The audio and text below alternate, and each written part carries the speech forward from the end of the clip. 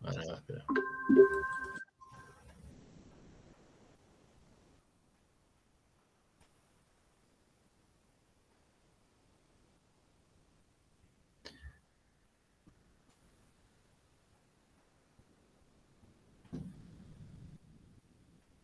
Bueno, ahí se ve.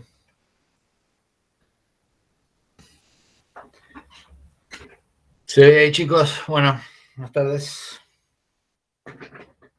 Se ve, Mati, Sergio. Sí, se ve bien. Sí, perfecto. Bueno, vamos a ver dos temas. Me quedaba uno pendiente después, pero ya después lo voy a volver para atrás.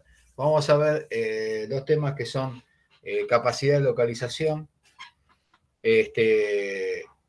Son dos temas muy importantes para el segundo parcial. Bueno, nosotros habíamos mencionado ya el tema de la capacidad, que era directamente la capacidad de producción, ¿no es cierto?, que tiene la industria. Incluso lo habíamos visto como una medida de lo que era directamente económica, cuando hablábamos de que en la industria estaba trabajando la capacidad plena o no, según las situaciones económicas del momento. Entonces, la definición de capacidad es la máxima cantidad de producto o servicio, depende de lo que nosotros estemos haciendo, que puede ser obtenida una determinada unidad producida durante un cierto periodo. Una unidad productiva, no sí, está bien, productiva, no, durante un cierto periodo de tiempo. Entonces, por ejemplo, si tenemos una línea de producción y estamos evaluando la cantidad de productos que se elaboran a lo largo de una jornada, bueno, esa es la capacidad de la línea de producción, ¿no es cierto?, máxima a lo largo de esa jornada. Eso, por supuesto, es independiente del proceso productivo que se utilice. Las capacidades son directamente tanto para procesos productivos por línea, por proceso, o sea, o para punto fijo.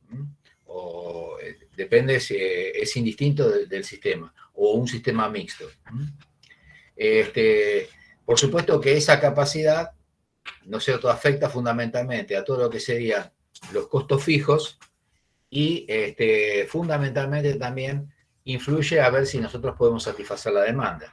¿Se acuerdan que nosotros habíamos hablado que en función de los datos históricos o los antecedentes que uno tiene, ¿no es cierto?, puede ir viendo en función de los periodos de un año y variables en función de la estacionalidad, si es un producto estacional o no, ¿no es cierto? Nosotros tenemos que ir evaluando cuándo tenemos que fabricar más para ir satisfaciendo la demanda a lo largo de un periodo anual o un ejercicio económico.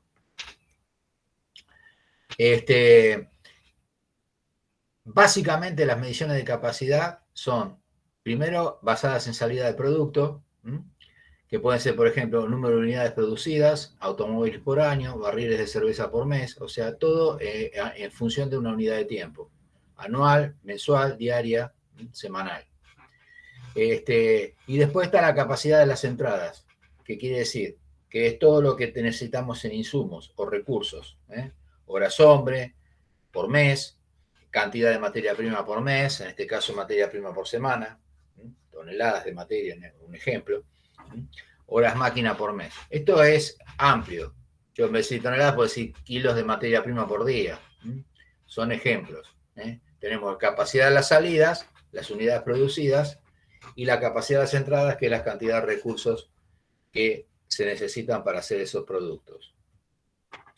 En esa jerarquía de decisiones de la capacidad, ¿no es cierto?, hay una cierta, en el horizonte mensual, o sea, de tiempo, ¿no es cierto?, lo tenemos acá, en los meses de planeación, hay una programación primeramente, después está lo que se llama planificación agregada, que ya vamos a ver, y después la decisión previa de cómo se proyectan o cómo se instalan y en función de qué cantidad se va a instalar las líneas de producción. Entonces, ¿se acuerdan? Nosotros habíamos dicho hacer un balances previos, fidelizar la clientela, hacer datos históricos mínimamente en 10 años, y a partir de ahí se hace lo que llama la planeación agregada en forma más certera. Y de esa manera, con esa planeación agregada, yo tengo que definir cuándo es mi capacidad instalada y cómo van a ser las mis máquinas para definir esa línea de producción. Si yo esto lo defino a través de un puente de Fayol, voy a tener la programación define la planificación agregada define la cantidad de instalaciones que requiero, y por supuesto esto siempre se retroalimenta en función de las necesidades a futuro. Si yo tengo que ampliar la industria, evidentemente tengo que volver a hacer toda una planeación, ¿no es cierto?, de qué necesidades voy a tener físicas para poder satisfacer una nueva demanda y así reconvertirme o hacer una reingeniería para tratar de satisfacer esas demandas. Siempre reinvirtiendo. Quiere decir que yo, por ejemplo, puedo decir, bueno, una etapa de crecimiento, después hay una etapa de maduración, y en esa etapa de maduración, ya fidelizando a mi clientela, puedo hacer lo que se llama una ampliación de la demanda o una reinversión de mi capital en nuevos equipamientos y, por supuesto, llegar a lo que se conoce como una economía de escala. Bien.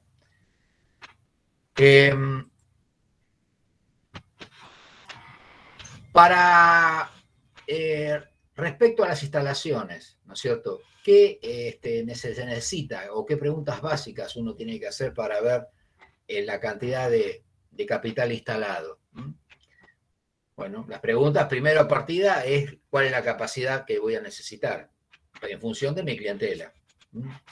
¿Qué estructura de unidad por capacidad voy a necesitar? ¿Cuándo grande será? ¿Cuándo se necesita? En el momento oportuno, porque puede haber, por ejemplo, que yo necesite ampliar mi capacidad en una estacionalidad determinada y después no. Entonces voy a ver en ese momento si necesito, por ejemplo, contratar mano de obra, contratar servicios de máquinas adicionales, subcontratar el servicio a otras industrias de apoyo, etcétera, terciarizarlo. Entonces, porque puede darse el caso de que esa demanda no sea constante, sino sea variable. Entonces, por ejemplo, las 2/3 partes del año no necesite directamente un exceso de capacidad y si lo necesita en el tercer cuatrimestre. Entonces, tengo que ir viendo cómo voy haciendo ese estudio previo, cuándo voy a necesitar para satisfacer o no los picos de demanda. Y en función de qué tipo de capacidad se necesita, en función del tipo de instalaciones. Entonces, abajo esto importante, dice, se trata de la adecuación continua entre la capacidad disponible y la capacidad necesaria. Demanda que la empresa desea satisfacer en el futuro. Que por supuesto, en el caso que yo estaba planteando, es fluctuante. Y suceden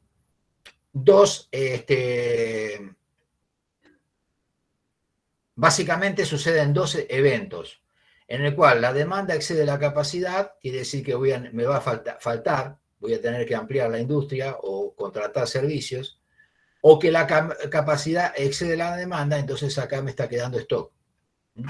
O me va a quedar directamente capital inmovilizado y hay que ver si eso después lo puedo almacenar para cubrir un nuevo pico, ¿no es cierto?, de un ejercicio siguiente o no. Depende del tipo de características técnicas que tenga el producto. Acuérdense que habíamos hablado otra vez en el inventario, bueno, no lo tocamos todavía, pero sí en el tema de los toqueos, es directamente, hay un capital que puede ser inmovilizado y hay que ver si yo lo puedo tener en depósito o no, porque por ahí es una tecnología muy desarrollada y capaz que queda obsoleto con el tiempo. Pero generalmente siempre se cubren demandas a futuro. Eso es lo que se plantea. Entonces, si surge ahí en ese caso en la diferencia entre lo que sería la capacidad que dispongo de mi industria con la demanda promedio, ¿no es cierto? Porque, vuelvo a repetir, no siempre es constante, que sería la capacidad necesaria, esa diferencia es lo que se define como el colchón de capacidad. Quiere decir que si yo tengo una capacidad, en este caso, con un colchón positivo, que quiere decir que si mi capacidad está por encima de la demanda que existe en el mercado, evidentemente evito el agotamiento. Esto sería una situación muy ideal, que la capacidad toda se va a la demanda disponible, sería una situación, por supuesto que es una economía de escala, pero es prácticamente, es ideal porque todo lo que fabrico lo vendo. Entonces, dice, equilibrio entre tener agotamiento y tener capacidad excesiva. Y la otra, que en el otro ejemplo, que lo habíamos visto acá, que es la capacidad es menor en este caso que la demanda disponible y por supuesto hay que maximizar la utilización de las instalaciones. Porque yo tengo en este caso un colchón negativo, o sea que voy a tener que usar mis instalaciones a una capacidad máxima, que va a ser incluso por encima de la nominal. ¿Hasta cuándo? Y hasta un tiempo, es para cubrir un pico, porque yo no puedo trabajar, si yo tengo máquinas todas automatizadas, no puedo estar sobreexigiendo en una capacidad máxima, porque a la larga voy a tener problemas técnicos. Entonces, lo que me pide ahí es que yo puedo cubrir un pico, pero nada más, no directamente lo que uno tiene que trabajar es con la capacidad nominal de la industria, no sobreexigir, ni tampoco directamente hacer dobles turnos con el personal. Yo con el personal podría hacer horas extras, pero va a llegar un momento en que va a haber un agotamiento, salvo que contrate agentes en forma adicional. Entonces ahí son prácticamente los 3 estadios. El óptimo es el primero. Bien. Y lo que hablábamos de economía de escala y de esa economía de escala hay un punto de inflexión. Esto sería una curva tipo de bañera, entonces hay un punto de inflexión. La tasa de producción es la velocidad de producción, ¿no es cierto?, con que voy a hacer un producto, ¿no es cierto?, en mi industria, por ejemplo, a lo largo de una jornada. Y después, los costos unitarios promedio, ¿no es cierto?, de los productos, por supuesto, en la medida que voy a la economía de escala, va a llegar un momento en que esta es la dimensión óptima, es la cantidad, la velocidad óptima. Yo acá voy a tener el costo mínimo, el costo unitario promedio mínimo, a medida que yo voy produciendo más. Y va a haber un punto de inflexión. ¿Por qué? Porque en la medida que yo acá me pase de esta tasa de producción óptima, voy a empezar. Primero, el costo unitario promedio va a subir. ¿Por qué? Porque estoy sobreexigiendo todo mi equipamiento. Entonces, esto, por ejemplo, tengo salarios que tengo que pagar, jornadas de trabajo extendida, tengo que pagar directamente horas extras al personal, tengo que subcontratar, y por otro lado, lo que es las máquinas, estoy trabajando por encima de mi capacidad nominal. Quiere decir que los costos, en este caso, del producto en sí, por unidad, evidentemente va a ir subiendo. Quiere decir que hay un punto de inflexión. ¿Se entendió hasta ahí? Bueno, acá serían los ítems o los grandes principios de lo que sería una economía de escala y deseconomías de escala. Economías de escala, dispersión de los costos fijos. Hay una cantidad dispersa de costos fijos. Reducción de los costos de construcción. Reducción de los costos de los materiales comprados. ¿Por qué? Porque yo tengo directamente toda la mercadería se vende. O sea, prácticamente todo lo que yo compro de insumos, de recursos, sale a través del producto a la venta. Descubrimiento de ventaja en el proceso, dedicar recursos a grandes partidas de ciertos productos, acelerar el aprendizaje, disminuir los inventarios, porque lógicamente tiendo a hacer inventario cero, mejorar los procesos y reducir siempre el número de cambios. O sea, al mejorar los procesos, no estoy directamente trabajando constantemente sobre línea de producción con interrupciones, salida de servicio o tiempos muertos. Si yo estoy en una deseconomía de escala, que todavía estoy tratando de buscar el punto óptimo de que mi capacidad se vaya a la satisfacción completa de la demanda, entonces voy a tener un tamaño excesivo de la industria que va a llevar, en este caso, una determinada complejidad, una pérdida del enfoque y de todo tipo de ineficiencias tanto en el proceso productivo como en el desarrollo. Y el costo promedio se eleva a medida que aumenta el tamaño de la instalación. Eso es lo que yo les decía o les mostraba acá en esta forma. A medida que yo aumento todas mis exigencias o tengo que sobredimensionar mi industria, evidentemente el costo unitario promedio aumenta, porque estoy trabajando sobreexigido. Bien. Ahora, ¿cómo hago yo una estrategia? ¿Cómo yo defino directamente cuándo o qué cantidad de producción voy a hacer de productos para satisfacer esa demanda a lo largo de un tiempo económico, que puede ser un semestre, por ejemplo? Evidentemente, yo tengo que plantear una estrategia. ¿Y la estrategia qué es? Por ejemplo, si la demanda mía es una línea recta como la que tenemos acá, a medida del tiempo, va subiendo el tiempo, va aumentando el tiempo, horas, días, meses, evidentemente se me va incrementando la demanda. ¿Qué quiere decir? Que yo voy a tener que acompañar esa capacidad a la demanda. Entonces, lo que hago directamente puedo hacer directamente, esto puede ser así, puede ser una curva, puede ser alternada, pero pongamos que tenemos una demanda en este caso creciente.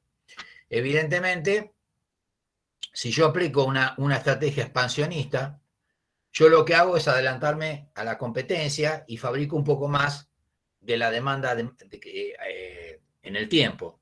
Entonces lo que hago un estoqueo previo y yo trato de cubrir por encima siempre de este pronóstico de venta, ¿no es cierto? Voy a cubrir mis necesidades, con mi capacidad de producción. Después llegará un tiempo que tiendo a un agotamiento y acá directamente voy a volver a incrementar esa capacidad. Pero fíjense que esto son ítems que al principio están en stock. Acá se agotó, pero acá va a estar en stock, va a estar en almacenado. Entonces tengo que ver a lo largo del tiempo si ese almacenamiento me compensa a mí el costo que me insume fijos y de almacenamiento más costos de inventarios, me insume a mí ese tiempo y no me lo transmite al producto, al valor del producto. ¿De qué manera? A través de los costos variables. Entonces, lo que voy a hacer es directamente una estrategia de tipo expansionista. Generalmente, acá vamos a sacar este cartelito, dice, se obtiene un colchón de positivo de capacidad, ¿sí?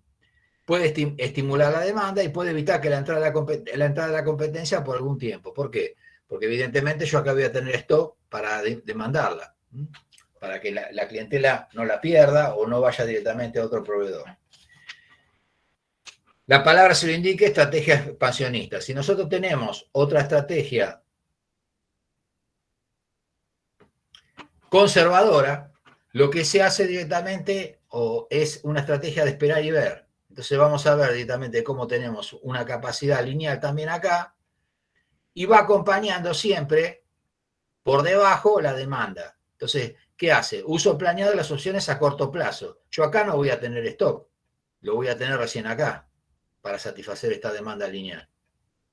Entonces, es como que yo voy acompañando, pero con una estrategia un poco más conservadora, la demanda creciente que va a haber en el tiempo. Entonces, la empresa espera antes de aumentar la capacidad hasta que desarrolle la demanda.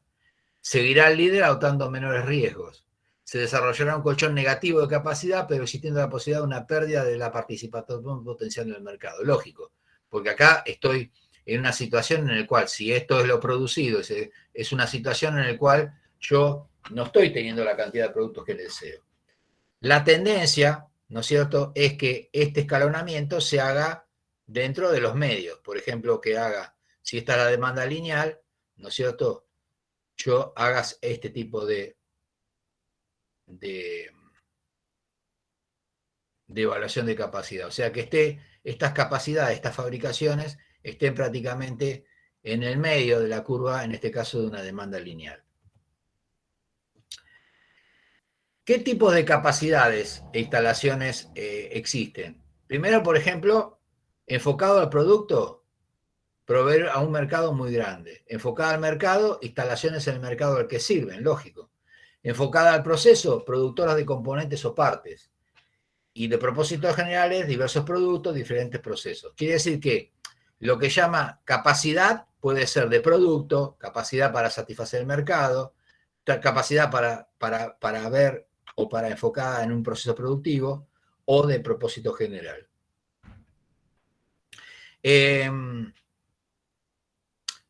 ¿Cómo podemos plantear la planificación agregada? Se trata de igualar la capacidad productiva de la demanda de los productos en mediano plazo. Por ejemplo, 12 meses. Yo le había dicho 10, 12 meses es un ejercicio económico. ¿En función de qué? De mis datos históricos. Un ejercicio de tipo económico, puede ser semestral también. Entonces, modifico la demanda para adaptarla a nuestra capacidad productiva. Y por otro lado, modificar la capacidad productiva o oferta para adaptarla a las variantes de la demanda. Y acá suponemos que las instalaciones son fijas. Entonces podemos hacer modificación de la demanda adaptando la capacidad o modificar la capacidad adaptándola a las variaciones de la demanda. Eso puedo hacerlo de una manera o de la otra. Por ejemplo, en el caso de la oferta, contrataciones y despidos, horas extras, trabajos temporales, nivel de inventario, mantener un nivel de inventario de stock para satisfacer los picos, o subcontratar, por ejemplo, un servicio de mecanizado. Y en el lado de la demanda, modificación del precio, comunicación y promoción, o sea, hacer directamente incentivos a través de marketing, crear nuevas demandas, y lo que sería producto ciclo inverso, que es directamente proyectar para ver directamente cómo actúa, en este caso, la oferta. Y tenemos, básicamente, ustedes van a ver en la práctica, dos tipos de estrategias. Una directamente que es una estrategia fluctuante. Acá tenemos directamente una demanda que es estacional. A ver, ahí está.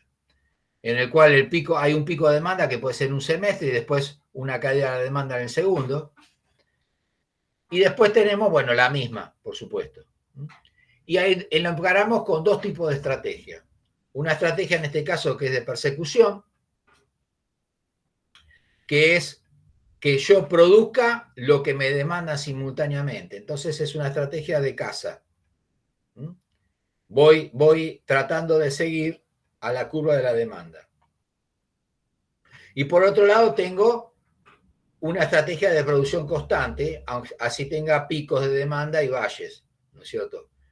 Lo que voy a hacer acá es que acá no voy a poder cubrir la demanda del pico de este primer semestre, acá sí voy a tener exceso, y esto yo lo voy a cubrir, por supuesto, con la demanda o con el stock, vendría a ser, del ejercicio anterior. Si este es el año 2022, yo acá voy a tener, y se repiten sucesivamente los años, bueno, yo acá en esta curva voy a tener este valle en el 2021 en el cual voy a hacer stock.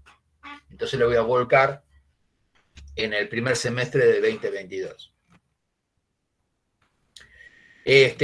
Acá es directamente otro tipo de demanda clásica en el cual, como yo les mostraba, de la producción por un lado, la demanda que es fluctuante, mucho más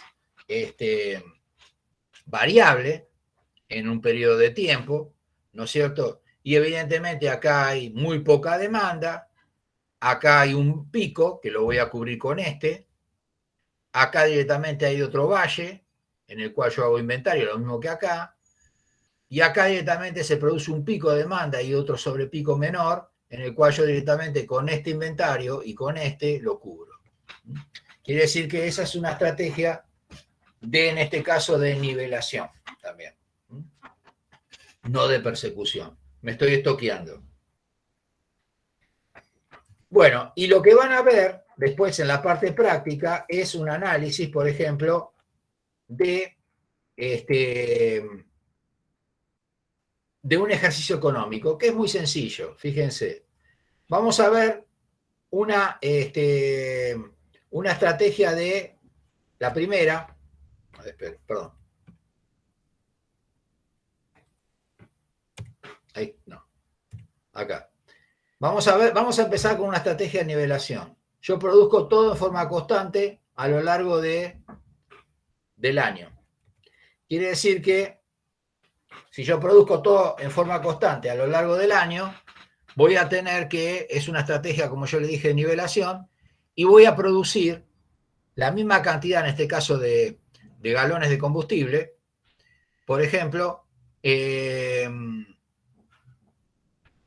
a lo largo de todo un periodo, 12 meses, 450, que está en miles, unidades producidas son miles de galones. Quiere decir que esto sería 450 por 10 a la tercera. 450, 450 es una estrategia de nivelación a lo largo de los 12 meses. Quiere decir que a lo largo de un año tengo 5.400 por 1.000, por 10 a la tercera, galones de combustible producidos en una destilería. Yo tengo acá una cantidad de trabajadores regulares que son constantes, que son directamente 45 trabajadores a lo largo del ejercicio. Quiere decir que, y voy a tener un inicio, ¿no es cierto?, de cantidad de trabajadores de 40. Yo tengo un inventario inicial que va a ser, no son 400 por 10 por miles, o sea, 10 a la tercera, sino son 50 por 10 a la tercera galones. Quiere decir que yo acá voy a tener un inventario de inicio del ejercicio anterior de 5.000 galones.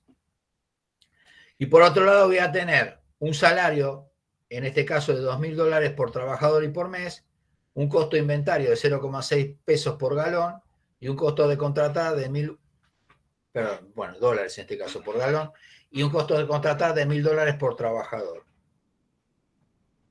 Entonces, si yo tengo, por ejemplo, 10.000 galones por mes y por trabajador, son 120.000 galones por año y por trabajador que fabricamos. Quiere decir que con 45 trabajadores necesarios, yo tengo la cantidad de 5.400.000 galones, y 120.000 dividido 120.000 me da directamente la cantidad de trabajadores.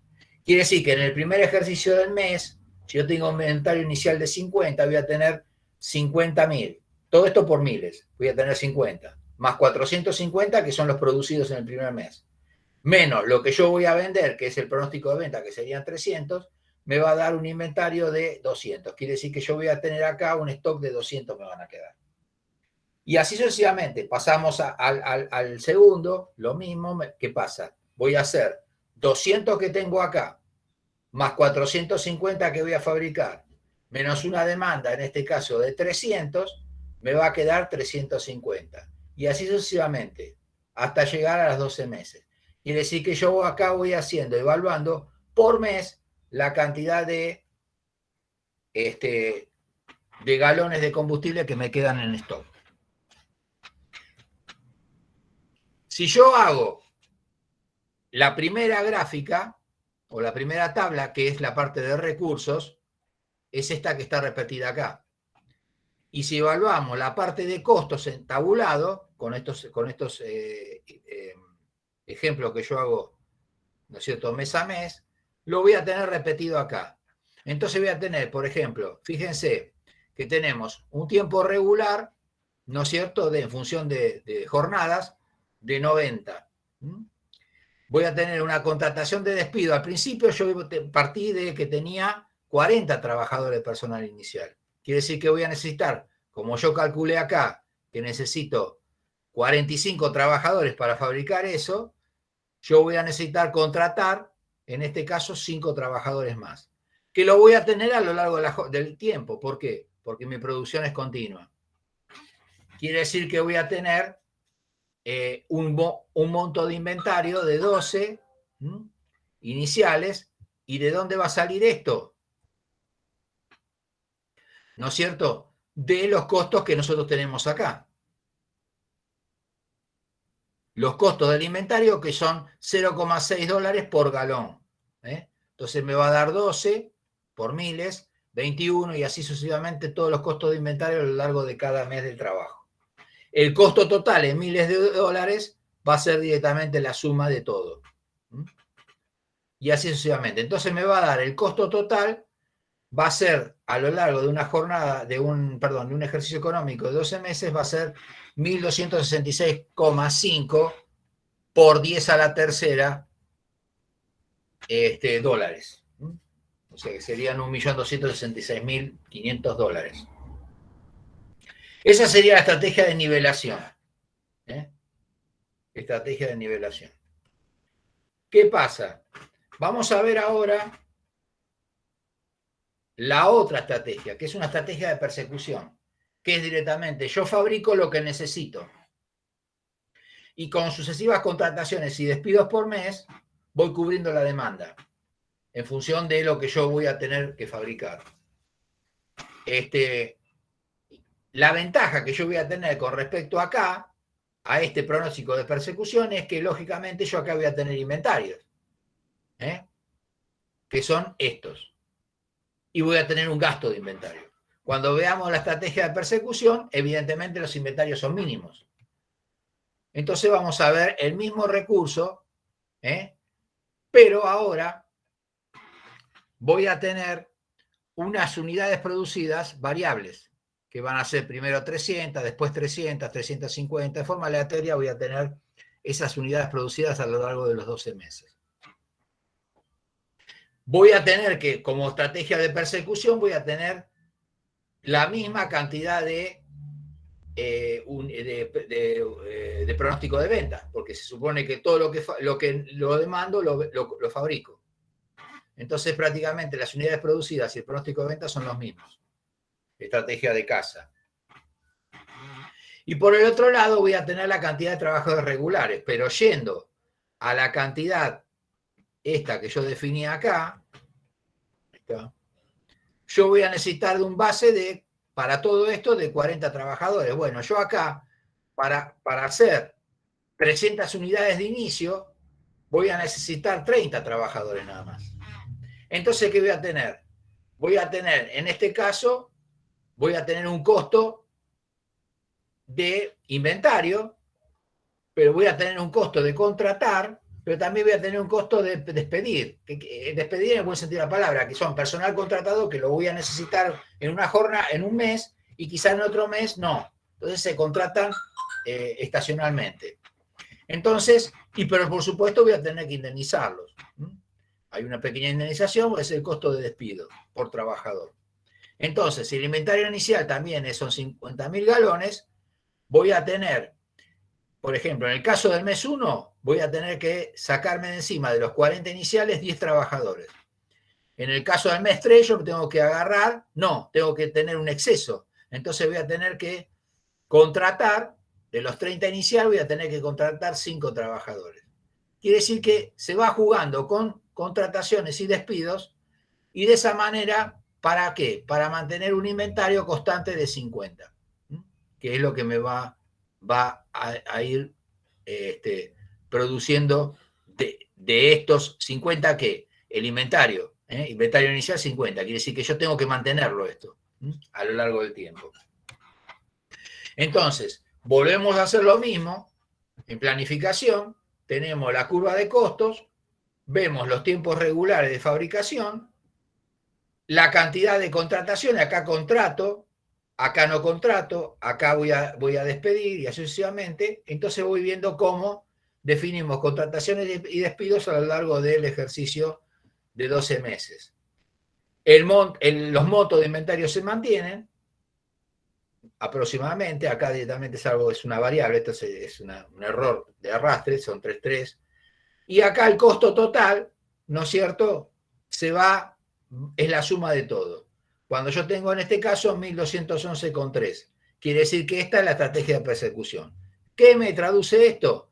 Que si yo tengo una estrategia de nivelación de 1.266 y tengo una estrategia de persecución de 1.211, quiere decir que a mí básicamente me conviene hacer esta estrategia de casa. ¿Por qué? Porque prácticamente el inventario es mínimo. Entonces, si bien por un lado yo tengo que contratar o licenciar personal o despedir, en este caso son contratos precarios, ¿no es cierto? Bueno, hay un costo, sí, desde el punto de vista social, pero desde el punto de vista mío, económico, yo lo que voy a tener es un inventario mínimo con la estrategia del casa, que sabiendo que todo lo que arrastra, que son los costos fijos, los costos variables, los costos de almacenamiento, los costos de mantener un inventario. Y también la obsolescencia que pueda existir en algún determinado producto, no precisamente en esto que son líquidos, combustibles. Bueno, ¿se entendió hasta ahí? Chicos, no sé si alguien... ¿Hay alguien? Sí, sí, se entendió, se entendió. Bueno, eso por un lado. A ver, déjenme ver.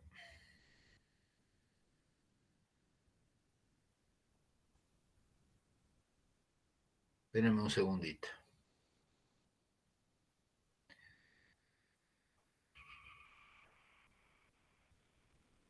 Vamos a ver, espera.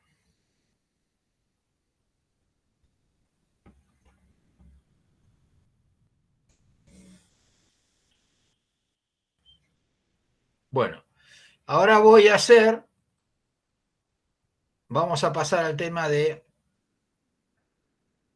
localización. ¿Lo ven? No. ¿Lo ven, chicos? Sí, sí. Bien.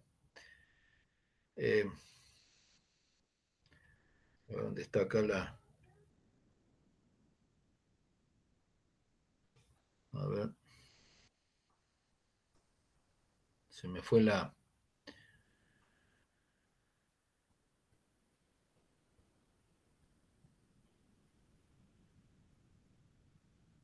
Acá está.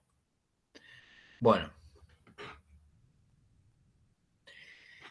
Otro tema muy importante que vamos a ver es la localización. ¿Qué quiere decir eso? ¿Dónde a mí me conviene dejar en línea una industria? O sea, dónde asentar geográficamente una industria frente generalmente a dos opciones, o tres, o generalmente. Es directamente localización de industria. Yo le había dicho en su momento, habíamos comentado, de que una empresa, ¿no es cierto? Básicamente le había comentado que lo más importante de la industria, o en la Argentina sobre todo, es el tema de la logística. Hay un porcentaje muy alto de costo de logística. Sobre todo en el tema de los transportes, porque la Argentina lamentablemente tiene un único monopolio, que prácticamente las vías férreas no están, y lo que hay prácticamente es un monopolio de lo que es el transporte de carga por camión, hasta llegar a los puertos para exportar, ¿no es cierto? O destinos. Y fundamentalmente, lo importante de la localización es saber dónde tengo que poner mi industria, lo más próximo, donde hay proximidad a lo que sería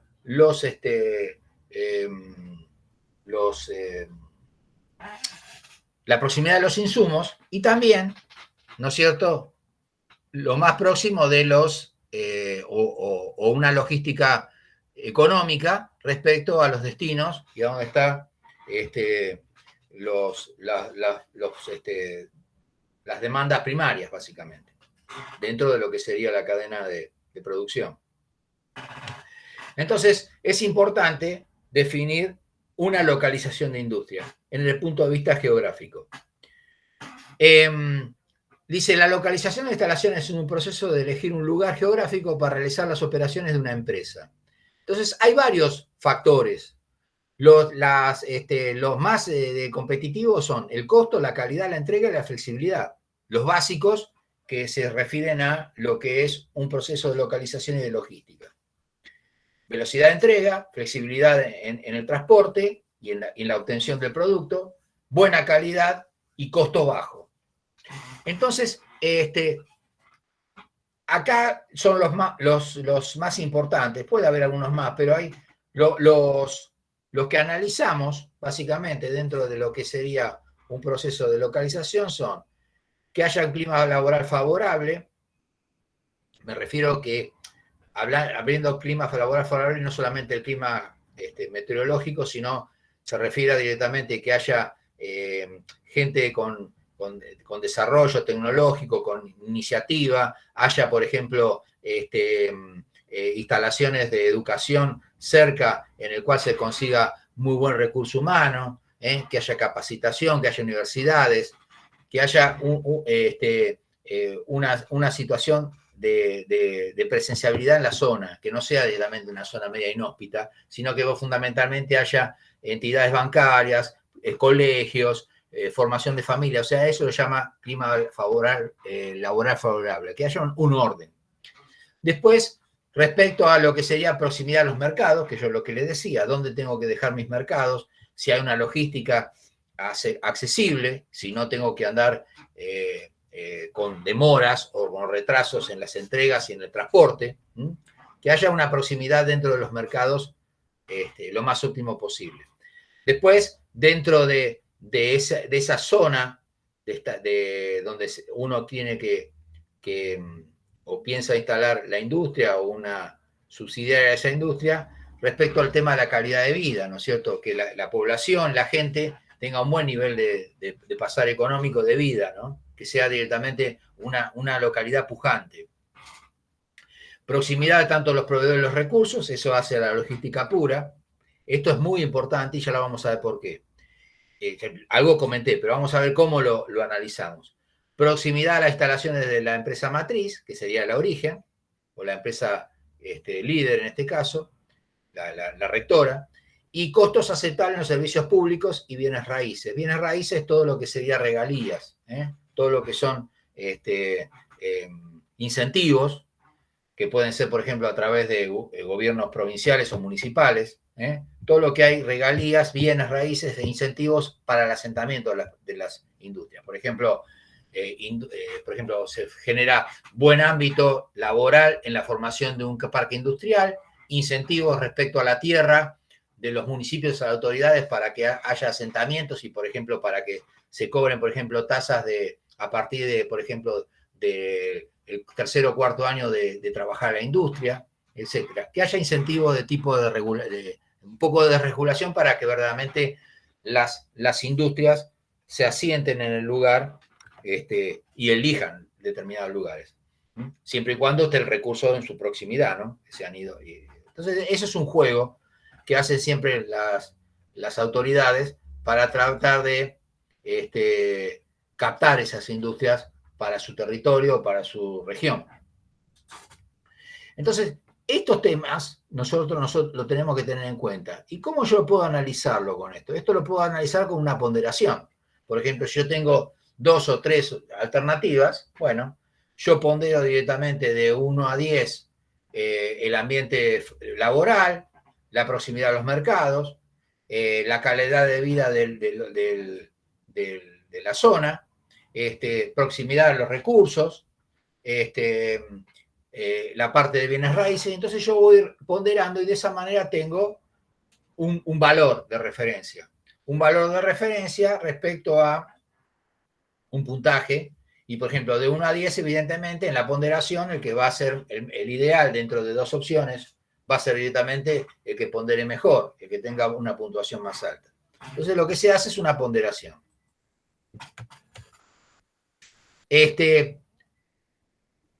Lo único que hay algo que define, aparte de eso, de esa ponderación, es un análisis de lo que sería la proximidad de estos proveedores y los recursos.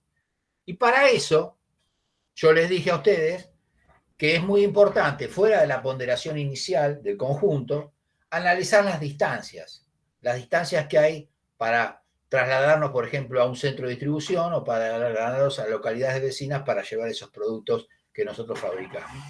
Entonces se aplica, que en investigación operativa se ve también, se aplica un modelo de carga-distancia, que en realidad son momentos, es directamente las distancias con un peso económico y las cargas, que es directamente lo que transporto.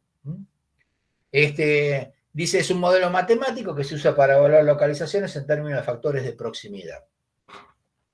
Entonces, supóngase que inicialmente teníamos varias alternativas de localización y lo que estamos viendo acá, esto está en el RISMA, lo que estamos viendo acá es, en millas, porque es americano el libro, ¿no es cierto? Es distintas localidades. Esto supóngase que son una región y hay distintas localidades instaladas, donde cada uno de estos puntos, A, B, C, D, F, G y E, son alternativas previas de localizaciones dentro de esa región de una industria. Y por supuesto, esos, en este caso serían 7 opciones, fueron evaluadas previamente con una ponderación de estos factores. Pero vamos a definirlo a través de la logística, que yo les dije que es lo más importante.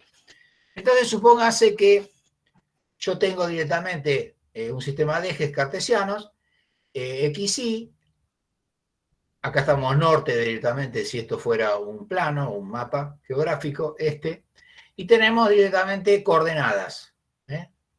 Por ejemplo, acá sería una coordenada 4,5 de Y, millas, ¿no es cierto? Y 2,5 de X. Lo mismo directamente en este caso sería directamente 5,5 5,5 de X, o la parte y 4,5 respecto a esto, a la parte norte, o sea, respecto a Y. Lo mismo en el caso de la localidad E, lo mismo en el caso de la localidad G, F, D y B. Y lo que está acá abajo entre corchetes son los costos. Los costos de trasladar mercadería, por ejemplo, de acá a acá, de acá a acá, de acá a acá. O puede ser de acá a acá si estuviera graficado. Pero acá hay una estrella que se formó. ¿Y por qué lo vamos a formar? Yo tengo otra opción que sería esta. Que sería directamente que la mercadería, o yo elegí como opción la F, y voy directamente a distribuirlo a las mismas localidades que están acá. Una respecto a la C y la otra respecto a la F. Estas dos opciones, que serían, no sé, una localidad de una región y lo mismo de la misma región, pero otra localidad distinta, llegamos a esa definición a través de las ponderaciones estas, en el cual directamente me quedé con dos opciones. ¿Dónde voy a poner yo mi industria o localizarla? ¿En la zona C o en la región C o en la localidad C o en la localidad F? ¿Y dónde tengo, cuál de ellas desde el punto de vista de la logística me conviene? Entonces lo analizamos a través de los momentos de la carga a distancia. Fíjense que uno geográficamente, si esto fuera un plano, ¿no es cierto? Esto es una diagonal. Claramente esto es una diagonal, una recta, nunca una ruta va así. Va directamente así, en zigzagueante. Pero ¿qué pasa? Pequeños segmentos que yo tengo, esto es matemática, pequeños segmentos que yo tengo acá en forma zigzagueante, lo puedo proyectar haciendo una proyección punto por punto respecto al eje X y punto por punto respecto al eje Y. Estas son coordenadas cartesianas y esto es una distancia euclidiana, que da directamente de un punto al otro. Yo cada segmento lo voy proyectando y lo puedo descomponer en un segmento X y en un segmento Y. Entonces yo lo que hago directamente es, si vamos a este sector, analizando esta gráfica, tenemos todas las localidades que yo definí y hacemos punto en C, porque me quedó esta opción como viable para elegir. Entonces yo digo, por ejemplo, A tiene coordenada 2545 y un costo de transporte de 2, o una intensidad, lo que llama, por eso dice carga, de 2. Después tenemos B tiene un costo de 2,5 y 2,5, perdón, una coordenada de 2,5 y 2,5, y tiene una intensidad de 5. Y así sucesivamente vamos viendo todas las localidades. Pero para trasladarlo desde respecto al punto C, que fue uno de los que yo elegí. Entonces, ¿qué pasa? Cuando yo hago la sumatoria de coordenadas, veo las distancias. Por ejemplo, si yo tengo que trasladar de C a A, voy a tener 5,5 de X menos 2,5 de X, quiere decir que voy a tener 3. Y voy a tener la misma coordenada de 4,5, quiere decir que acá voy a tener 0. Quiere decir que la distancia es 3. Esta es una recta proyectada sobre el eje X. Si yo voy vamos a la B. Si yo tengo que ir de C a B, ¿no es cierto? Voy a tener una coordenada en este caso respecto a X de 5,5 menos 2,5. 5,5 menos 2,5. 5,5 menos 2,5, que es 3. Y 4,5 menos 2,5 es 2. Quiere decir que acá voy a tener una distancia de 5. Cuando yo llego al central que yo elegí, evidentemente es 0, 0. No me agrega ni nada, porque es donde yo voy a distribuir a los distintos destinos. Y así sucesivamente. Como yo le dije, voy a proyectar estas distancias, cizagueantes o rectas, en proyecciones punto a punto respecto a X y respecto a Y, que son estas componentes que están acá. Si yo a esto le aplico la carga o el costo, porque la carga es el costo de transportarlo, yo voy a tener un valor, 239.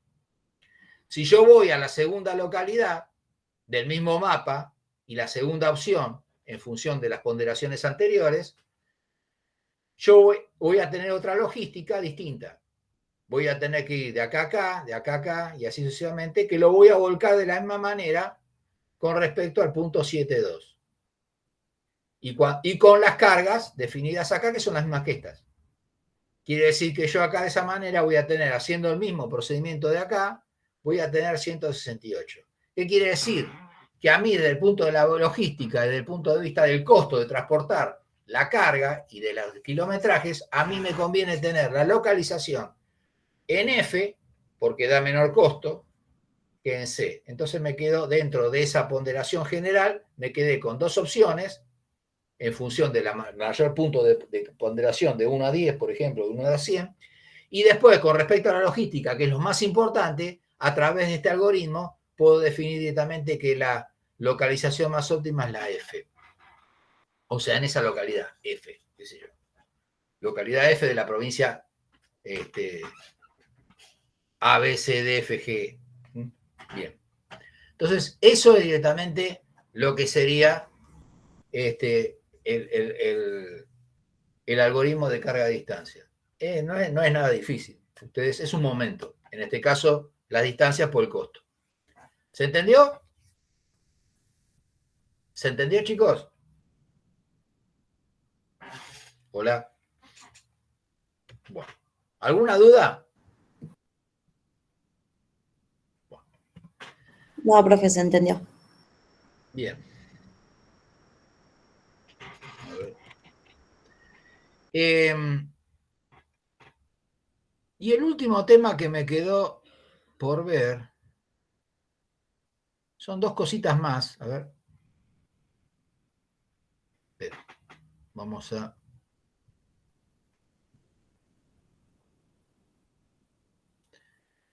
Puedo hacerlo.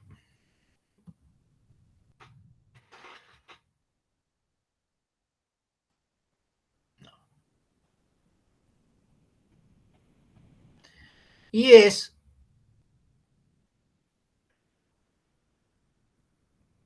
algo que me había quedado pendiente antes de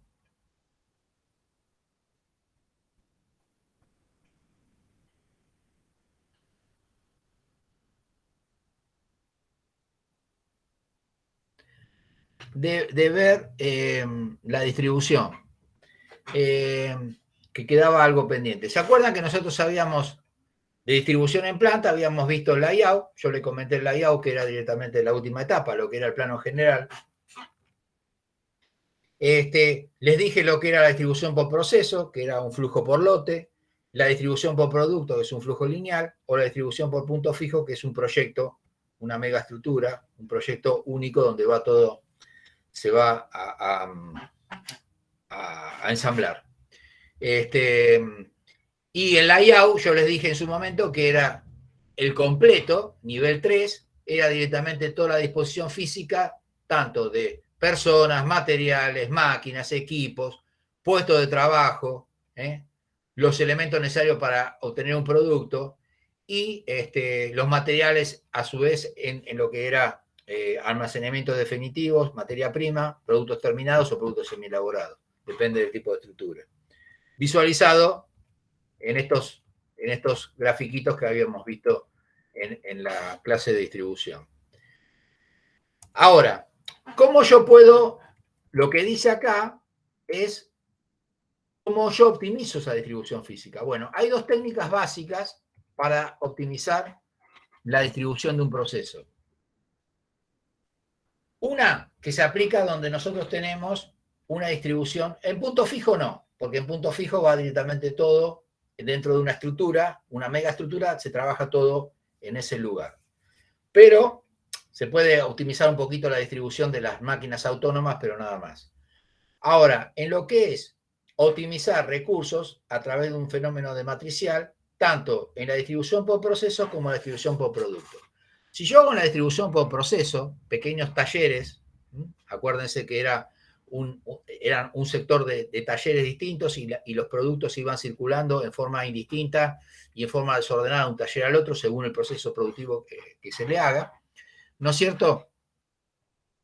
Yo puedo reunir la información para ver el requisito de espacio que voy a tener, el espacio disponible y fundamentalmente la proximidad de los, o factores de proximidad de los, acá dice departamentos, bueno, puede ser departamentos, talleres, o sectores donde hay un matrizado, donde hay un torneado, etc.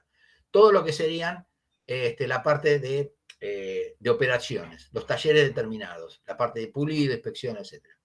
Supóngase que yo tengo un plano sencillo, ¿no es cierto?, de un layout, donde yo tengo distribuido los 6 talleres que están numerados acá. Rectificación, taladro, el equipo de no, NC es un equipo de control, embarque y recepción, tornos y taladros, depósito de herramienta, inspección. Y tengo la cantidad de metros cuadrados, o pie cuadrado en este caso. Bueno, lo que yo hago es directamente lo que se llama, dentro solamente, aclaro, esto se aplica para optimizar distribución por proceso, lo que se llama una matriz de incidencia, que es directamente, voy a tener todos los talleres en vertical, todos los talleres en horizontal, o departamentos. Lógicamente, en la diagonal no voy a usar, puedo usar el inferior o el superior, pero bueno, esto es un espejo, quiere decir que voy a tomar los valores acá.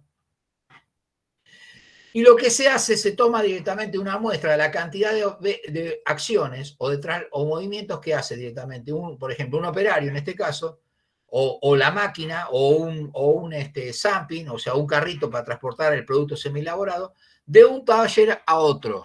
Entonces, por ejemplo, se hace a lo largo de una jornada de trabajo 20 veces para trasladar del sector 2, que sería el equipo de control, a lo que sería taladro y rectificación.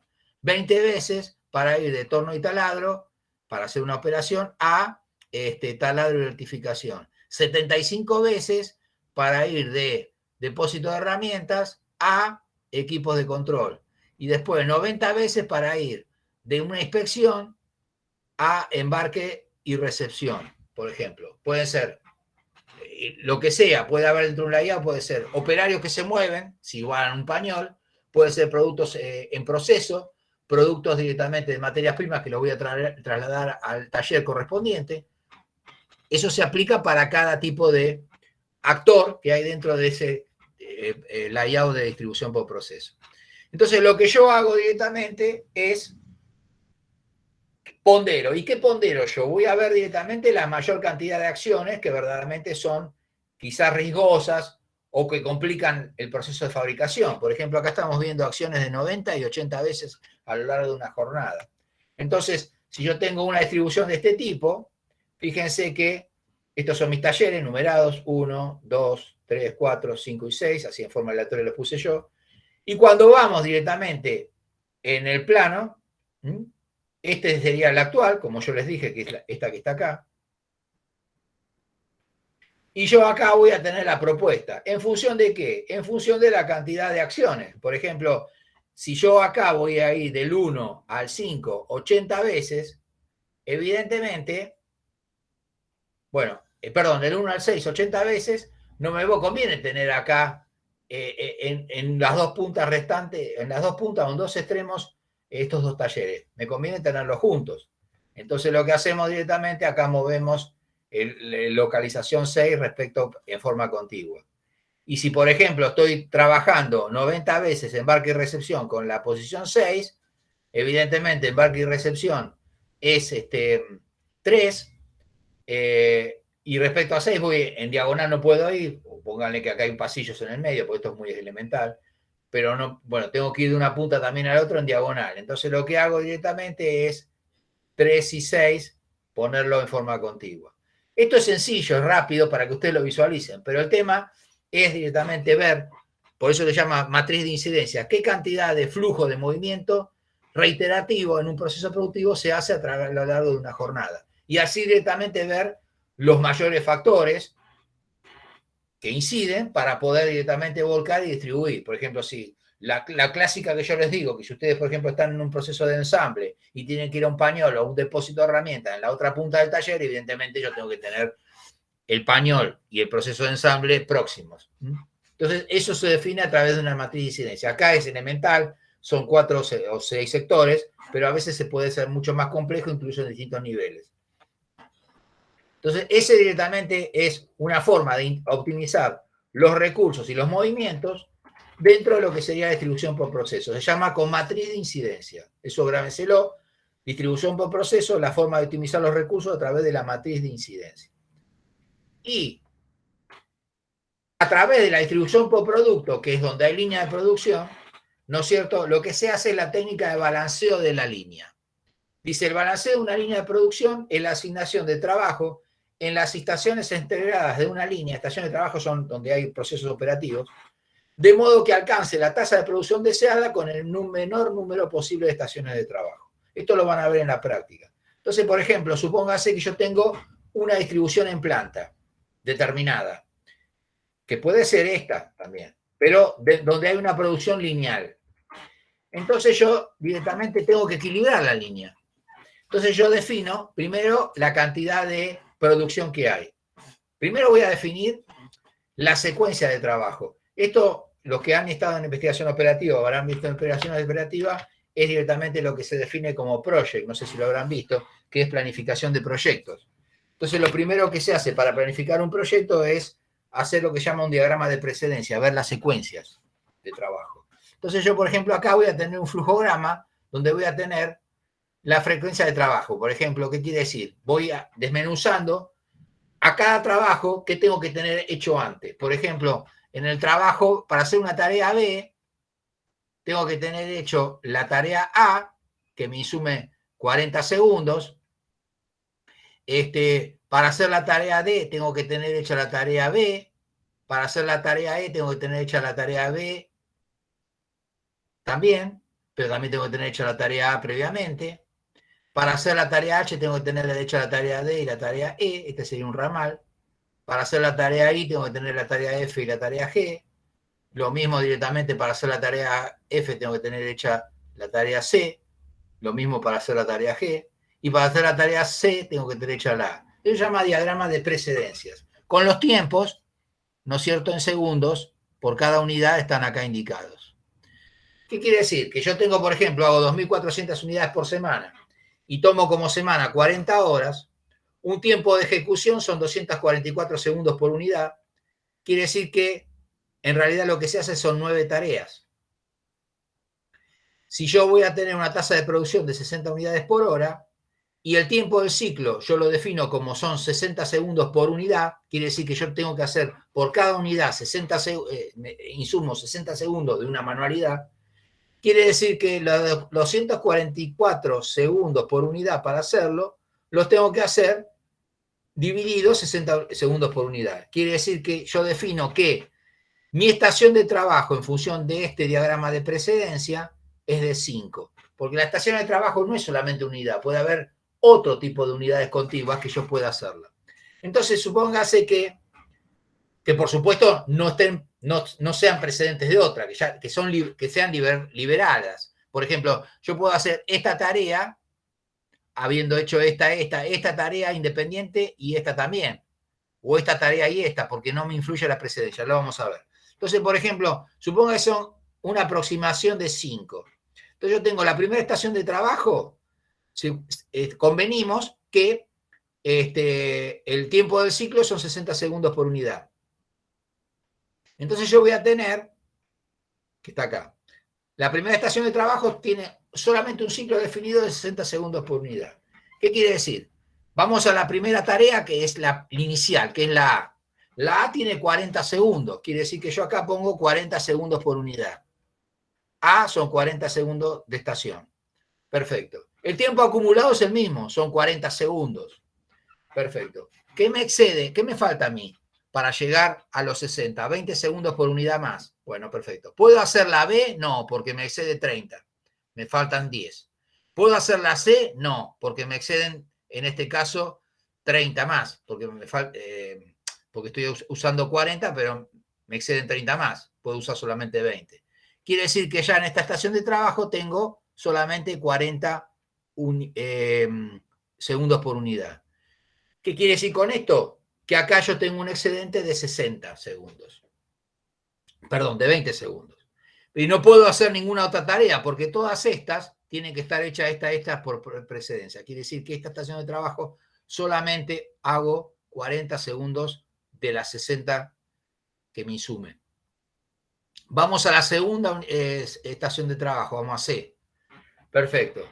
Tengo de nuevo 60 segundos por unidad. Acuérdense que eran 5 estaciones de trabajo. 60 segundos por unidad. Bueno, vamos a hacer una tarea. ¿Cuál hago? Agarro la mayor, esta, C. Son 50 segundos por unidad. La que le sigue, esta no la puedo hacer porque tiene 25, tengo un excedente. Esta tampoco, porque tengo un excedente de 5. Esta tampoco. Quiere decir que esta estación de trabajo va a tener 50 segundos por unidad.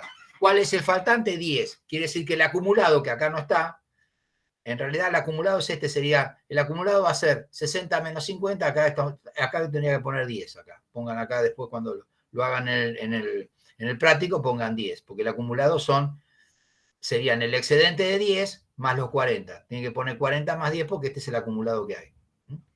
Si nosotros vamos al segundo, que sería este que está acá, ya directamente hice C y A. Entonces puedo hacer B, F y G. Entonces veo 60 segundos. Bueno, vamos a B. B son 30. Vamos a F, son 25. Vamos a G. Bueno, voy a usar este que es de 30. Perfecto. Hago 30. Después me quedan todavía un excedente de 30, porque son 60. Quiere decir que yo voy a usar el más grande, que sería 25. Voy acá, 25. Quiere decir que voy a tener el acumulado acá, que va a ser, como el excedente me va a dar 5 segundos, voy a tener 40 acá, el acumulado acá, que sería 10, voy a tener 50, y el otro 55. Quiere decir que acá voy a tener un acumulado de 55. Y así sucesivamente hasta llegar al final. Cuando yo llego a la estación 5, sí o sí voy a tener completa distribuida en estaciones de trabajo. Y voy a tener 244 segundos. En el acumulado me va a dar directamente el tiempo ocioso. Y yo con los tiempos ociosos voy a saber qué tengo que hacer y cómo puedo distribuir la gente para hacer otro tipo de tareas. Porque esto puede ser segundos como puede ser horas. ¿Se entendió? Eso es balancear una línea. Ahora, el balanceo de la línea se hace siempre donde tenemos una distribución por producto o lineal. Acuérdense que por producto era un automatismo y lineal generalmente era una producción continua donde no había parada de máquina. ¿Por qué? Porque generalmente eran todo lo que eran destilerías, productos químicos. Lo hicimos en algo artesanal como la elaboración de la cerveza. Es donde no se puede interrumpir el proceso. Pero siempre en ese caso es una producción, recordando lo que habíamos visto en las filminas, no ahora, sino cuando veíamos procesos productivos, es una producción por producto, flujo continuo. Bueno, ¿se entendió? Sí. Sí, una duda. No entiendo por qué el tiempo acumulado en el segundo sería 10, porque entonces en el primero no sería 20. No, acá tenés razón, acá hay un error. Acá, en realidad, acá esto no es tiempo acumulado, este sería tiempo utilizado, pero está bien, el tiempo de estación. Acá sería el 10. Acá directamente... Esto es un error que está... tenés razón, esto es un error. Acá directamente estamos en 55 porque acá vamos a hacerlo de nuevo. Acá hay el acumulado es 40 porque es el inicio. Acá directamente el acumulado es 50. Si yo voy a hacer el acumulado acá serían 90. Acá directamente serían,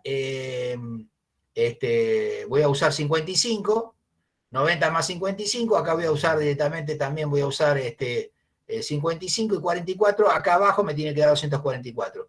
Y acá si se quiere puedo agregar otra curva, otra línea más, que es el tiempo ocioso, que acá sería 10, acá sería, acá sería 20, acá sería 10, acá sería 5, acá son 5 y acá son, 12, ¿no? No, a ver, 16. ¿Se entendió? Sí, ahora sí, muchas gracias. No hay por qué. Bueno, ¿alguna duda de esto? Bueno, y con eso terminamos lo que estaba planificado hasta ahora con el tema del cronograma de la materia. Sergio.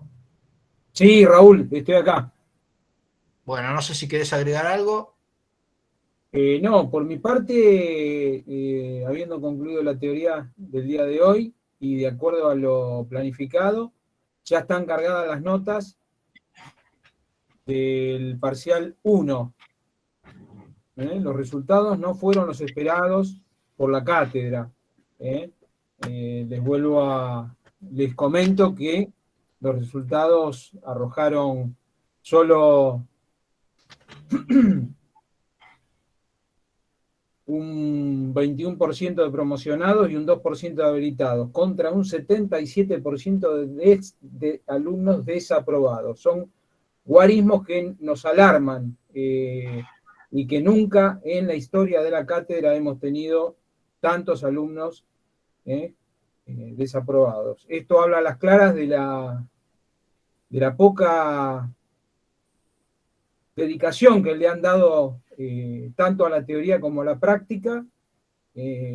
Nosotros lo hemos comprobado a través de las clases presenciales, a través de las clases presenciales que hemos tenido los auxiliares y el titular de la cátedra los días jueves, y teniendo en cuenta además que en el parcial se ha tomado un ejercicio, el de producto, que era idéntico al de la práctica y que incluso Raúl lo dio en la teoría. No hemos tomado nada que se aleje de lo que hemos planteado en los ejercicios de práctica. Y el de costos, el otro ejercicio, no tenía ningún grado de complejidad, simplemente tenían que tener los conceptos claros. Algunos de ustedes, no sé exactamente quiénes, no los recuerdo, lo han resuelto vía productividad, confundiendo conceptualmente los conceptos de costos y en forma alarmante. Esto habla a las claras de que no tienen los conceptos claros y evidentemente tendrán que corregir estos detalles a la hora del parcial recuperatorio. Son alumnos ya de nivel universitario y no hace falta que les diga ni yo, ni el resto de los auxiliares, ni Raúl, cuál es la estrategia de estudio para abordar una cursada de esta naturaleza. No sé qué comentarios tienen ustedes. Yo le aclaro una cosita. Yo lo estuve hablando con Sergio, lo estuvimos hablando con mis otros compañeros. A nosotros nos llamó mucho la atención, ¿no es cierto?, en los días de presenciabilidad, que eran los jueves, que también se pueden hacer consultas en el campus, no hay ningún inconveniente. Se pueden hacer consultas ahora cuando estamos en la virtualidad. Y el jueves, que eran presenciales, prácticamente no había gente. Por supuesto que la pandemia, si bien no se terminó, hay un proceso de vacunación y todo, y ya hay virtualidad, hay presenciabilidad. Los exámenes era un error que sean virtuales, tenía que haber sido presenciales, porque, bueno, todos sabemos qué pasa con un examen virtual. Pero había que volver a las aulas. Y nosotros notamos, desde antes de la pandemia, ahora, ¿no es cierto?, que ustedes no están en las aulas, no han ido a las aulas a hacer consultas, a reunirse en comisión, a trabajar en grupo. Desde el comienzo de la última clase cursada presencial, que fue el primer cuatrimestre del 2019, ahora es abismal. Antes directamente el aula, nosotros estábamos en el aula 8, que es la que está contigua, a donde estamos ahora, y las comisiones estaban, había comisiones, preguntaban, había siempre 30, 40 chicos, había algunos que no, otros que sí, venían, y las comisiones estaban. Entonces nosotros hablamos que hubo, es lo que más nos llamó la atención a nosotros. Y los resultados se vieron. no es la teoría del tema de la pregunta en sí. Ustedes fíjense que está muy relacionado la teoría con la práctica. Yo, por ejemplo, acá di 2 o 3 modelos que lo expliqué, por supuesto, dentro de la virtualidad, que ustedes lo van a tener directamente en el segundo, en los parciales de segunda mitad del cuatrimestre, lo van a tener directamente en práctica. Así como también estuvo el anterior de análisis de valor, donde tenemos la función principal y función secundaria, estamos hablando de un producto que también se dio en la teoría. O sea, que es más fácil imposible. Evidentemente faltó un poquito de, no sé si de estudio, sí, evidentemente, pero más que de nada de conocimiento. O sea, por ahí estudiaron, pero por ahí no tenían el conocimiento acorde o no tenían las ideas claras y evidentemente no se vio reflejado en la parte de ejercicios. Incluso son ejercicios que, a ver, nosotros los vamos rotando, pero están muy íntimamente relacionados, tanto con la teoría como con los ejercicios que ustedes ven en los prácticos. No tomamos nada del otro mundo. Eso nos llamó mucho la atención. Así que bueno, no sé, con Sergio, ¿qué opinás? Sí, Raúl. Ya lo habíamos hablado. No vamos a hacer un recuperatorio, por supuesto, virtual. El recuperatorio va a ser presencial. Hay una nota en la cual directamente se va nosotros nos obliga a modificar el cronograma. Evidentemente el recuperatorio lo vamos a definir ya para la semana que viene, en tanto y en cuanto ustedes evacúen todas las dudas, pero las dudas de los exámenes.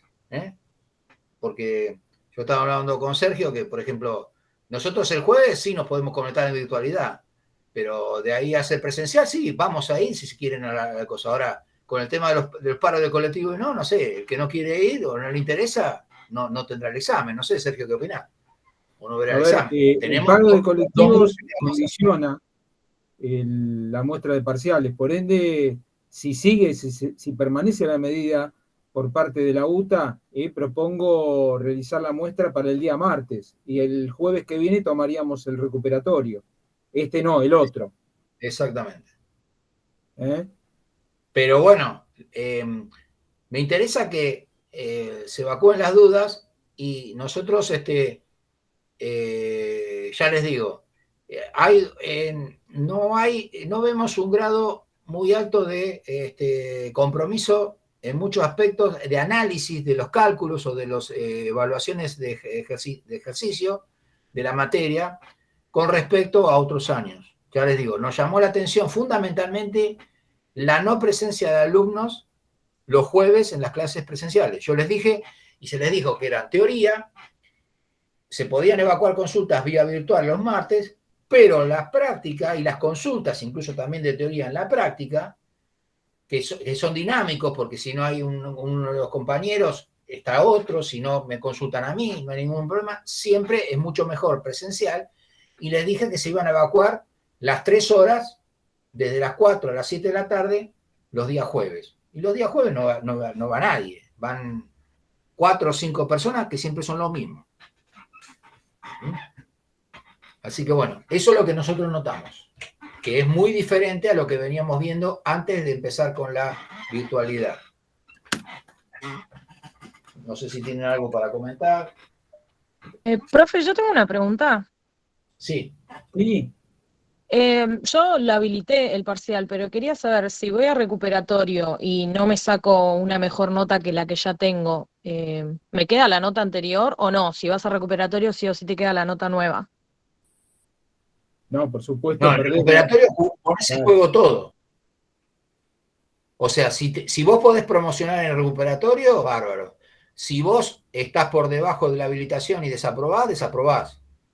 Si vos te quedás como habilitado en el sentido de que en el mismo recuperatorio estás en condición de habilitar, se habilita. Pero vos jugás todo. Es como que descartás todo lo que hiciste en el primer parcial. Eso yo se lo dije en la charla que tuvimos en general, que es lo único que nosotros le pedíamos que tenían que arriesgar. Si lo quieren. Sí, por eso. No me acordaba bien cómo era lo de la primera charla, pero está perfecto. Está en juego por eso, está en juego de nuevo. Es como que vos no diste el primer parcial. ¿Me entendés? Y tenés una sola opción para habilitar o promocionar. Claro, pero si habilitás con más de 6, igual se dice en carrera para promocionar. Por supuesto, si a vos te da más de 6, que te da, por ejemplo, 3 de teoría y 3 de práctica, o 4 de teoría y 2 de práctica, te da 6, estás en carrera de promoción. Buenísimo, gracias. ¿No es cierto, Sergio? Sí, correcto, Raúl. Es tal cual, o sea, Lo que no podés tener, promedio, por supuesto, es mínimo, siempre tenés que tener el mínimo en los dos. O sea, no el mínimo en los dos, tenés que tener siempre el mínimo más uno en uno. Por ejemplo, lo tenés que tener en teoría o lo tenés que tener en práctica. 3-3, 4-2. El mínimo para no quedar afuera es 2 de práctica y 3 de teoría. Pero bueno, en ese caso no está habilitado. Sergio y Raúl, les pido que aclaren bien las notas que pueden sacarse para promocionar o para habilitar en los dos parciales. Porque justo me están escribiendo por privado preguntándome, y bueno, ya que estamos, aclárenlo acá también. Es muy sencillo. A ver, vuelvo a repetirlo. Si ustedes se sacan el mínimo, yo se los dije, para habilitar sacan 2 de práctica y 3 de teoría, 5.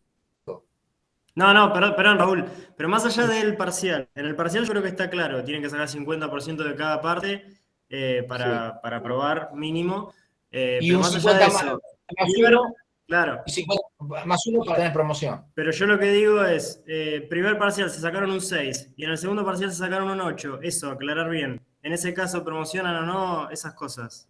Sí, porque nosotros pedíamos, no pedimos el 7-7 acumulado, 7 más 7, pedimos mínimo 6, o sea que pueden sacar, el que sacan en el primer parcial de un 6, en el segundo parcial tiene que sacar un 8, nada más, ahí es la única condición, después ya no, porque Perfecto. si sacan un 5 en el primero ya no están, porque la condición mínima es un 6. Bien. Si sacan un 8 en el primer parcial, ¿sí? Con sacar un 6 en el segundo ya están promocionados. Perfecto, yo para que quede aclarado eso. Claro, o sea, si en el primer parcial tienen un 6 o 6,5, 6,4, están habilitando hoy. Pero con el segundo parcial tienen la posibilidad de promocionar, con el promedio de igual a 7. Pueden tener 6,5 en el primer parcial, bueno, necesitan un 7,5 en el segundo. Claro. Que se puede dar, porque las teorías, fíjense que se fraccionan en 0,5 cada pregunta. Profe, una consulta. El parcial es la misma, el reparatorio es la misma modalidad que el parcial, ¿no es cierto? Teoría y práctica. Es exactamente lo mismo. La misma metodología. 6 en teoría, 4 en práctica. Puede cambiar la metodología capaz de preguntas, pero siempre va a tener 6 puntos en juego en teoría y 4 en práctica. Perfecto, gracias.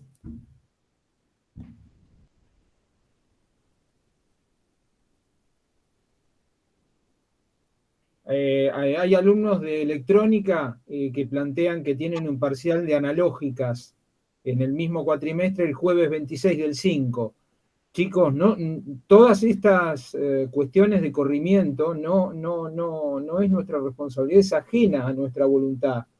Y no podemos tomar un recuperatorio este jueves sin mostrar los exámenes a los alumnos desaprobados. Sería una falta de parte nuestra y una inconducta que no nos gustaría incurrir, considerando que tienen el derecho a ver su examen y, llegado el caso, discutir la nota con el docente responsable, en este caso conmigo o con Raúl.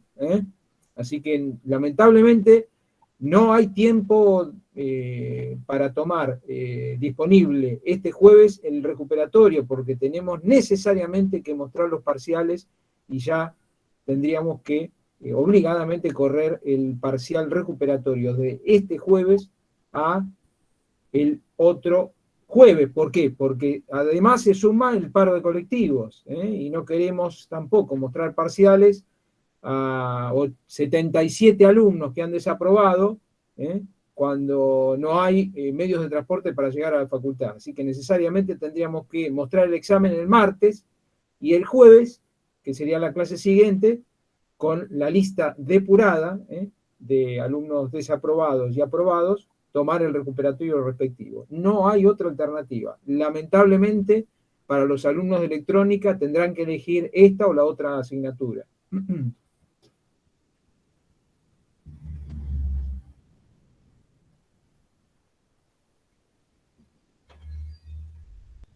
Después otra cosa que me llamó la atención a mí es que faltaron 19. Hubo 19 anotados en condiciones de cursar que no se presentaron al examen. No sé si se presentarán en el segundo, en el recuperatorio. Esos no tienen opción tienen una sola opción, la del recuperatorio. Generalmente se presentaban menos, a veces hasta más, se presentaban más de los que estaban registrados. Pero esta vez no.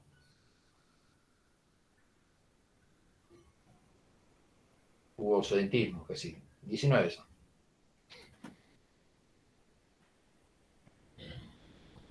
¿Queda alguna otra pregunta?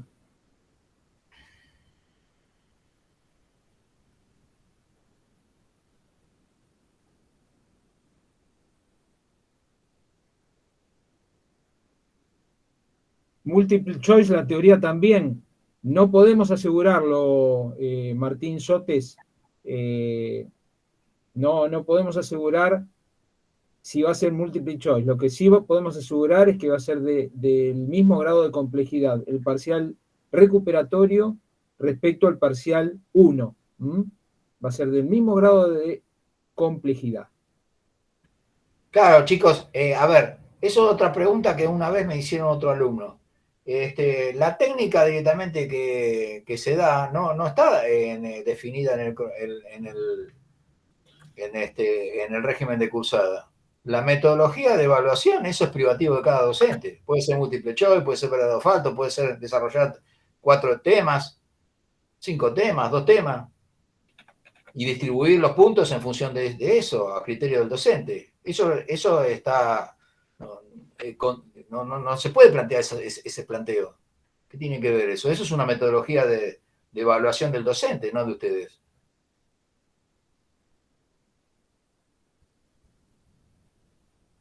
Por ahí capaz que en la práctica se puede hacer un ejercicio o hacer un ejercicio hecho y con errores y ustedes lo que tienen que identificar. Eso es una metodología de evaluación privativo de cada docente y de la cátedra.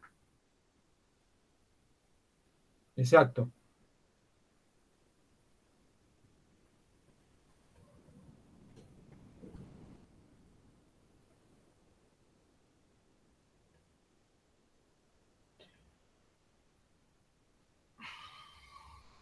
Bueno, nosotros igualmente el jueves nos volvemos a conectar, ¿no es cierto, Sí, Sergio? sí, yo acabo de comentar que el jueves de mantenerse el paro colectivo va a ser virtual la clase, vamos a estar conectados. Ojo, si el jueves se levanta la medida, vamos al aula, pero no podemos evaluar el jueves porque no tenemos que presentar mostrar los exámenes. Si no, me van a decir, pero me corregiste esto y ¿por qué me lo observaron acá? Y le estamos tomando de nuevo otro examen.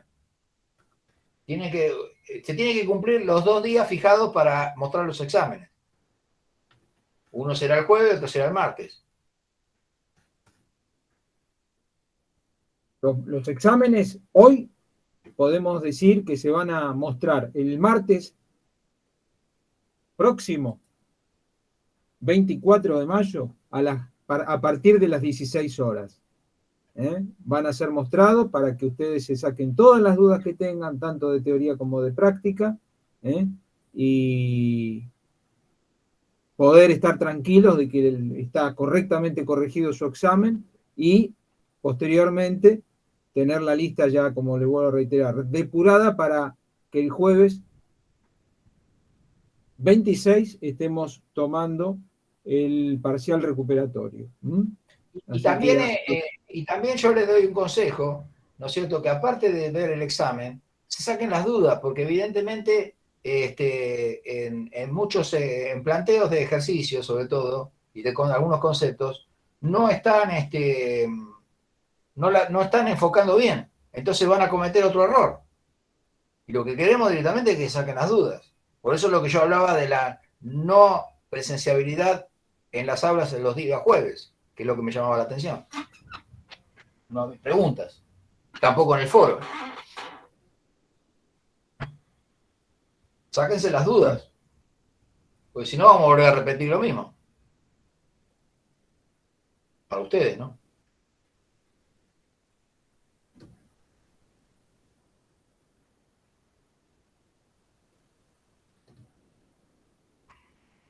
Bueno. ¿Alguna otra pregunta? No sé, ahí que están escribiendo.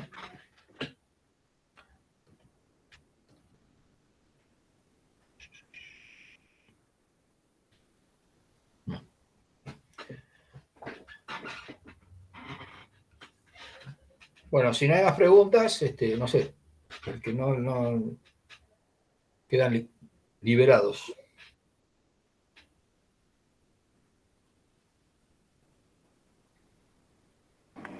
Profe, no sé, yo tenía para hacerte un comentario. Supuestamente nos habían dicho que hoy teníamos para entregar, realizar, perdón, la primera entrega del trabajo práctico número 7. ¿Es así? Sí. Bien, las comisiones de la comisión 1 a la 3 no podemos realizar la entrega en el campus porque está mal configurado. Donde se entregaría de la comisión 1 a la 3 también está puesto para que entreguen de la 4 a la 7 y no nos permite entregar. Ya lo miro. Gracias por avisar, Ezequiel, ya lo corregimos. Ahí lo miro.